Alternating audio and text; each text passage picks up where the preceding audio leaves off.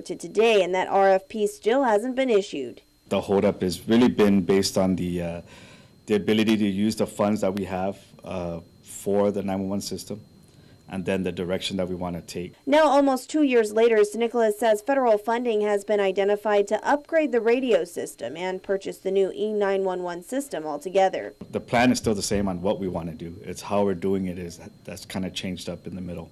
The fire department has property to build the new facility that will house both the Guam Police Department's Tactical Operations Command and the E-911 Center. We have land at Barragata Heights that belongs to Department of Public Safety, the old DPS, and we're going to use a 911 fund to build the building, and then those federal funds will buy the system to place into that building, along with the system to support the radio for the entire island.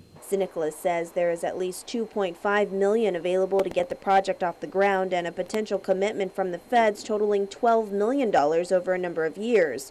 The federal funding would be used for the new system, while the E-911 money collected every month would be used to build the facility in Barragata.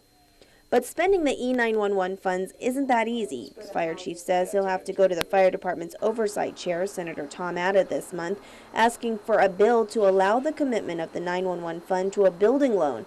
As it stands now, the 911 fund is only specific to 911 operations and equipment, not for capital outlay. Once that's done, then I'd like to hire a consultant, develop the scope of work, hire a consultant, put in their hands, and make sure that they're working with the 911 system consultant to make sure that the system we're getting is going to fit in the building that we have, and vice versa. The building we get, will work with the system. Nicholas says the fire department lacks the expertise with the technical components necessary for the new system and identifying the specifications that are functional.